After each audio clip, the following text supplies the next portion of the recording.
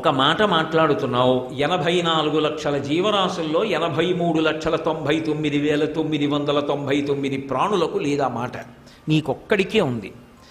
కాబట్టి ఎప్పుడైనా మాట్లాడితే ఇతరులలో ఉన్నటువంటి మంచి గుణం గురించి మాట్లాడు. ఎప్పుడో తప్పలేదు, అది నీకు చాలా ఇబ్బంది పెట్టింది, అప్పుడు మాట్లాడు ఇతరులలో ఉన్న దుర్గుణం. అంతేకాని కేవలం అవతల వాళ్ళల్లో ఉన్నటువంటి దుర్గుణాల గురించే మాట్లాడడం ఒకడికి బలహీనత. అలాంటివి వినడమే ఇవతల వాడికి సంతోషం. అప్పుడు ఏమైంది? ఇచ్చిన ఇంద్రియం వాడికి ఇచ్చినందుకు వాడి మాట ఏమైంది? వినడానికి ఇచ్చిన చెవి వీడికి ఏమైంది? రెండూ భ్రష్టు పట్టడానికే కారణాలు అయ్యాయా లేదా? ఈశ్వరుడు ఎవరికి ఇవ్వలేదు మాట, నాకు ఒక్కడికే ఇచ్చాడు. కాబట్టి నువ్వు ఎప్పుడు మాట్లాడతావో అప్పుడు మాట్లాడు. నీకేదో ఖాళీ వస్తుంది, నువ్వేం బయటికి చెప్పక్కర్లేదు. ఖాళీ వచ్చినప్పుడు మధ్యలో ఒకసారి రామనామము రామనామము రమ్యమైనది రామనామము మాట్లాడవలసి వచ్చింది ఎవరితోనో. కాసేపు అవకాశం దొరికితే ఫలానా పుస్తకం చదవాయా, చాలా బాగుంది ఆ పుస్తకం, నిన్న ఉత్సవం చాలా బాగుందయా, సీతారామ కళ్యాణం ఎలా ఉంది, దాని గురించి మాట్లాడు అవకాశం వస్తే. లేదు, మాటకి మూలాన్ని గుర్తించు. మాట రావాలి అంటే లోపల ఎంత ప్రకంపన జరుగుతుందో చెప్తుంది. లలితా సహస్రంలో లేదండి, పరా పశ్యంతి మధ్యమా వైఖరి అని 4 రూపాలు పొందుతుంది. అన్నేను ఊపిరి పీల్చగానే అది మూలాధార చక్రం దగ్గరికి వెళ్ళాలి. గుదస్థానం దగ్గరికి వెళ్ళి వాయువు ఒక్క క్షణం నిలబడాలి. నిలబడిన తరువాత నా మస్తిష్కంలో నేను ఇప్పుడు ఏం చెప్దామనుకుంటున్నాను అన్న విషయం మీద ఒక అభిప్రాయం కలగాలి, సంకల్పం. ఆ మూలాధార చక్రం దగ్గర నుంచి వాయువు పైకి వచ్చి సహస్రారం దగ్గరికి వెళ్ళాలి.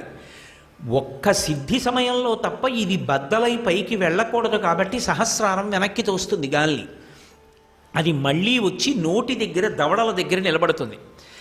ఏ అభిప్రాయాన్ని వ్యక్తం చెయ్యాలనుకుంటున్నాడో దానికి అనుగుణంగా నాలుక కదులుతుంది. కదిలినప్పుడు ఎక్కడెక్కడ నొక్కితే ఆ అభిప్రాయం ఒక వాక్యంగా పైకి వస్తుందో, దానికి ఎటువంటి అక్షరముల సమూహము అవసరమవుతుందో అటువంటి అక్షరములు నోటి వెంట పలకబడేటట్టుగా గాలిని నోరులో ఉన్నటువంటి నాలుక నొక్కితే ఆ గాలి అక్షరములుగా మారి నోటి నుంచి పైకి వచ్చి అక్షరములు పదములై, పదములు వాక్యములై, వాక్యములు నాలో ఉన్న భావాన్ని పట్టుకొని పైకొస్తే మీ చెవిలోంచి లోపలికెడితే నాకు తెలిసున్నది మీకు తెలిసున్నది అవుతోంది.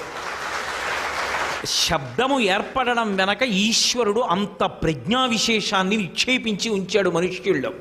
ఇది మిగిలిన ప్రాణులకు లేదు, నాకు ఒక్కడికే ఇచ్చాడు. ఒకనాడు జవాబుదారీ. మనం పెట్టుకున్న వ్యవస్థలోనే, మనం పెట్టుకున్న ఫోన్లోనే మనం ఎవరితో మాట్లాడుతున్నామో, ఎంతసేపు మాట్లాడుతున్నామో చూసి లెక్క కట్టి డబ్బు మనకి కట్టమని పంపించగలిగినటువంటి, తాకీదునివ్వగలిగినటువంటి సిబ్బందిని మనం ఏర్పాటు చేసుకున్నామే. ఈశ్వరుడు అమాయకుడా? మాట్లాడగలిగిన శక్తినిచ్చి మనని ఈ లోకానికి పంపించినప్పుడు జీవితం మొత్తం మీద ఎన్ని మాటలు పనికొచ్చేవి మాట్లాడుతున్నావో ఆయన లెక్క కట్టడు. ఎన్ని మాటలు మాట్లాడావు, ఇన్నేళ్లు బ్రతికావు, ఇన్ని గంటల సమయం ఇచ్చాను, ఇన్ని గంటల సమయంలో అవతల వారి మనసు సేద తీరిన మాటలు, అవతల వారు శాంతి పొందే మాటలు, భగవత్ సంబంధమైన మాటలు ఎన్ని మాట్లాడావు, ఎన్ని అక్కర్లేని మాటలు మాట్లాడావు. అదే పనిగా ఇతరుల యొక్క దుర్గుణాల్ని వర్ణించడమే పనిగా ఎన్ని గంటలు మాట్లాడావు. అవతల వాళ్ళ సమయం ఎంత పాడు చేశావు, అవతల వాడిలో ఎటువంటి రజోగుణాన్ని ఏర్పాటు చేశావు. దీనికి నీకెందుకు ఇంకా మళ్ళీ నోరు? అక్కర్లేదుగా. నీకు ఇది ఇచ్చినప్పుడు దుర్వినియోగం చేస్తే నీకు మళ్ళీ ఇది ఎందుకు? అక్కర్లేదు, తిరియక్కుగా వెళ్ళు అని ఈశ్వరుడు అనడా? కాబట్టి ఈశ్వరుడు నాకు నోరిచ్చాడు, మాట్లాడే శక్తిని ఇచ్చాడు కదా అని నా నోటికి వచ్చినట్టు ఎలా మాట్లాడతాను? మాట్లాడినా.